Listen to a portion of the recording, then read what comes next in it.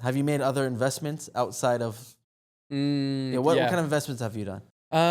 I mean, just strategically place my money over the years in places where it's like, where I'm just not going to touch it, and had my money managed financially by teams where over the years it's just slowly making money, and it's just been in pots put away. Recently started doing like more like venture fund, like direct investments into different companies, where companies either come to me and are like, we want some money for like equity within what we're working on.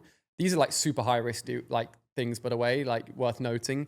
But me and the financial team I've been working with for so many years have like put this mini team together to basically just do these direct investments more recently, which I find really fun, where you're kind of investing into the future. Yeah. So it's like, for example, company comes along, could be seed round investments. They're valued at like $10 million, for example.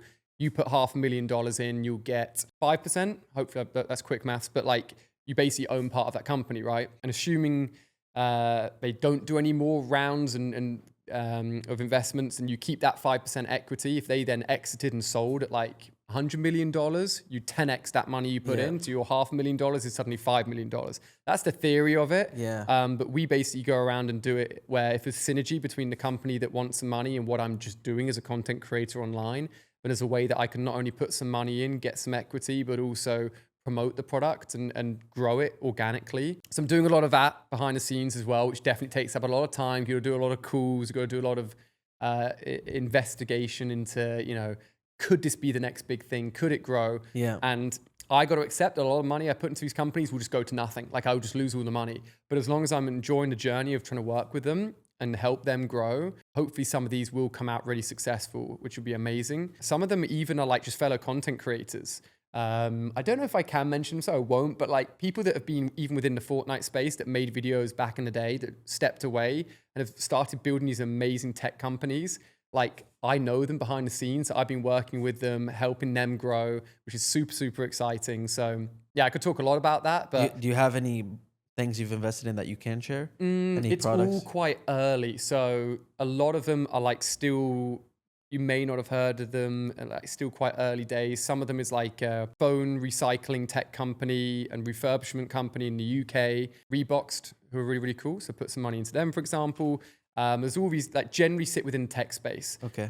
So it's a case of like being with them quite early on in their journey and trying to help them for a journey that will probably go on for many, many years. Yeah. You're not about to see some return really, really quickly. So yeah, I enjoy doing that in my spare time alongside making videos as well. So I'm fortunate enough to have a pool of cash, and like the pressure is when you've got money is like, well, you've got to work on that money, right? You can't just sit there doing nothing.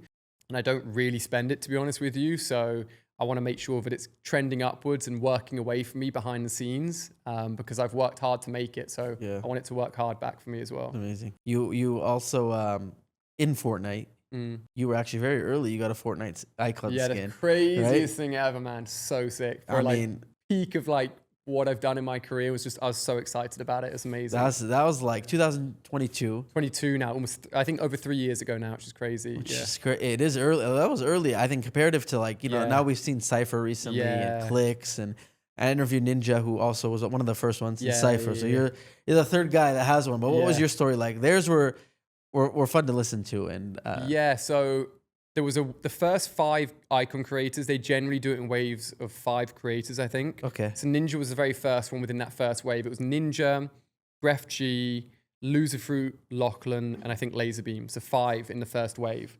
And then the second wave included me, Chica. We had Booger in between, actually, because he was a World Cup champion. Me, Chica, Cypher PK, Flakes Powers from Brazil, and maybe someone else, I can't remember. But we were in like the next wave of icon creators, and you don't know who else is going to release around you. So I didn't know Chica was coming out before me. I didn't know Cypher was going to come out straight after me.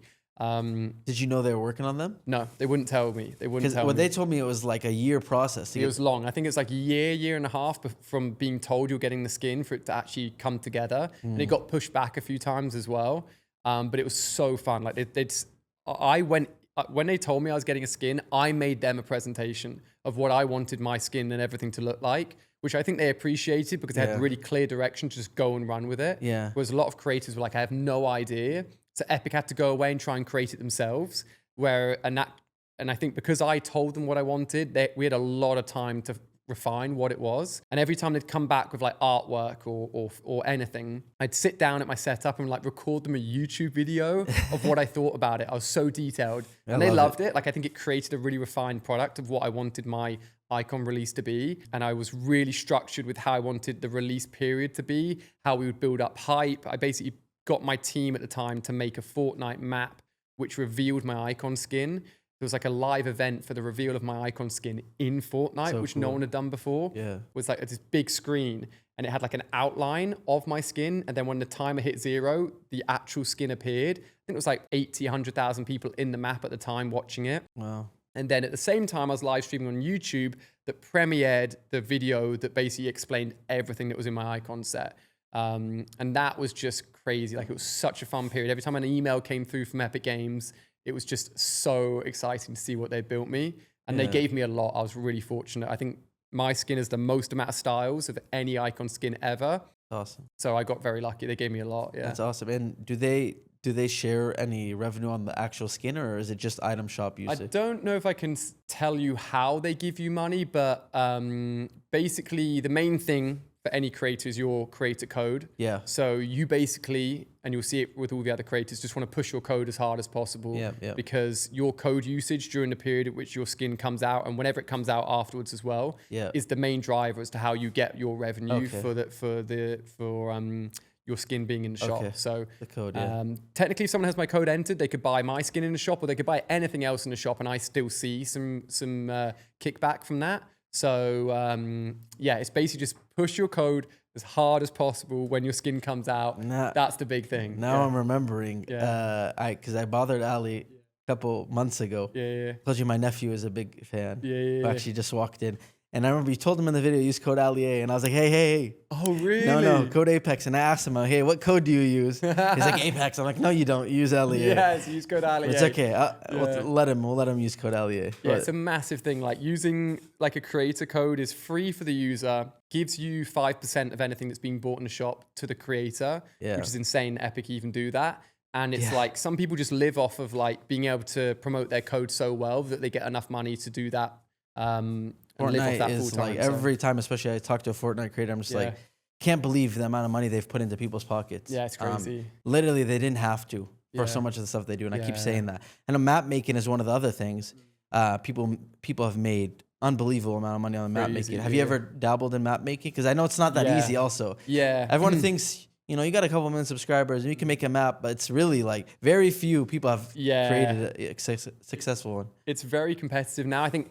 I don't have any regrets because where I am now in life, I wouldn't change a single thing, right? And if something changed, maybe I wouldn't have my wife, maybe I wouldn't have my kids, I wouldn't be in the position I'm in. But the only regret I have is I made a Fortnite team, like a creative map team, before very early on. So the money you'd make from the maps wasn't very high, even though your player count was quite good. So it was very early days of like making maps in Fortnite. And we just split the revenue between all 4 of us. So it was me and 3 map makers. And the money wasn't that crazy. We were building really cool maps. It had a good amount of players. And then my son was born. And I actually wanted to transition away from Fortnite. I didn't like the fact that I was tied to Fortnite every week with all the updates. My More AliA channel and all the reaction videos were flying. I was like, I can just live off of like this timeless content from the More AliA channel. I was like, the one thing that's tying me to Fortnite is my team, my Fortnite creative team. And I just never quite put enough energy into the team. I wish I had. I did another project at the same time, which was called Future, where I basically launched like a YouTube show where we were trying to find the next big gaming creator.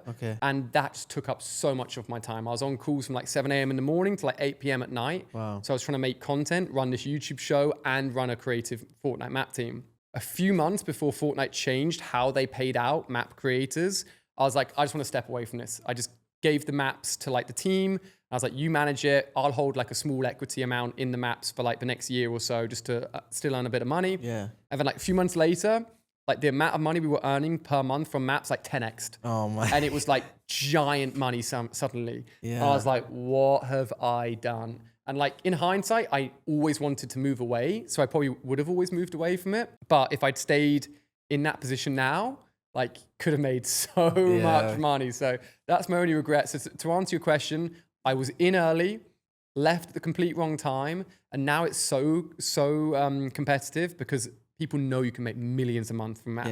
If you've got a big map, that it's quite hard. But I want to get back into it. Like I want to, for my own sanity, say that I have a map. I'm back in the creative space. I just have a map that I work on, even if it's not crazy big, just to know that I've not left that space behind. Yeah. Fully. Yeah. You'll get. I'm sure you'll get a successful one. Yeah, I just want one that's like semi-successful. Like you're gonna do your reverse engineering that you always do. Yeah, that's right. Yeah, exactly. Let me cook. Because it's similar to YouTube, kind of, from what I've seen. There was a point of time where I looked into it, but it seems like the thumbnail. Yeah, exactly. The theme that you build your map around, it's based on the trends. So. That's it. Like I want to sit. I don't have enough time to do it, but at some point this year, I've already got an idea of what map I'll try and gun for, like a theme, like the kind of map I want to try and make. I want to try and execute it, and you never know. You never know. We'll be waiting. Watch this space. Yeah. That's awesome.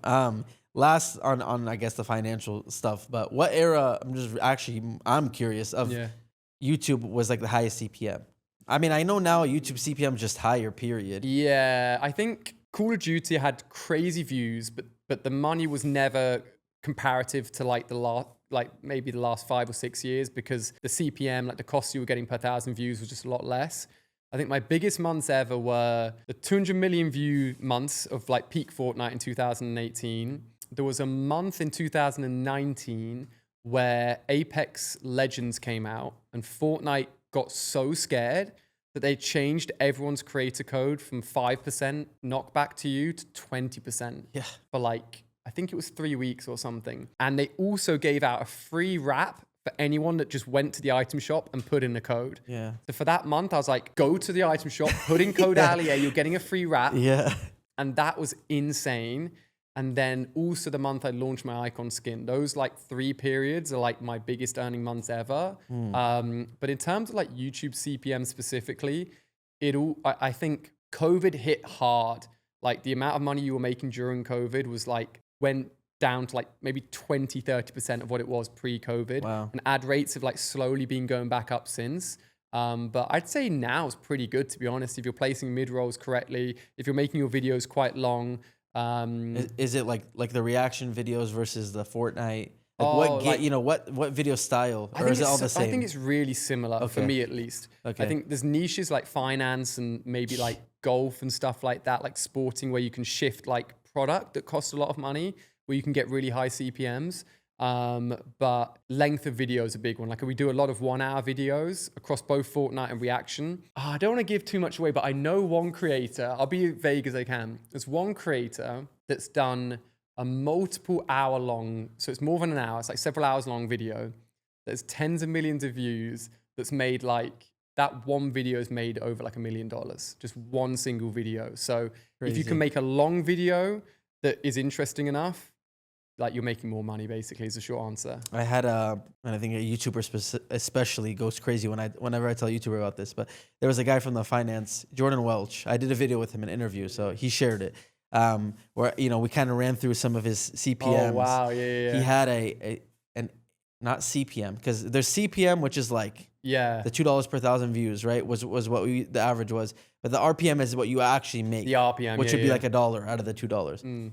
His RPM was, I think, $80 or $90. That's insane. So he had a video that had like, I don't remember at this point, I think it was like 1 million views, and it made like $400,000. Oh, wow, that's just off 1 million views. 1 million views. I don't know the math. Maybe I check it's something like that. But I was like, imagine. Obviously, there's a reason that RPM is so high, because it's like very specific how to build your Shopify account.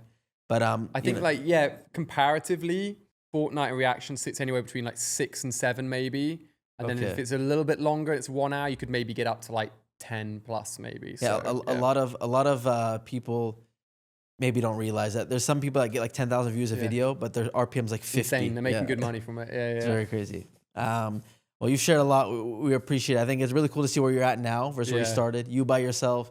You got the whole team, the whole system. Yeah. I mean, even that, like you said, the fact that you're taking the weekends off. Yeah. Very cool to see. Very cool to see the evolution. Yeah. And again, I think there's a lot, hopefully the people that are out there like you that are taking notes on this maybe. Yeah. Like you were when you wanted to start. I think there's a lot that you kind of gave some free game. So yeah. And appreciate you sharing it. The thing now that I don't really talk much about like stuff like this because for me, YouTube is like work. Yeah. And a lot of people, and it does help with their success, I'm not going to lie. Like a lot of streamers, their life is so integrated into their work that there's massive overlap. And I think the more time I spent in this space, the more there's like a big gap and a big segregation between my personal life and my work life.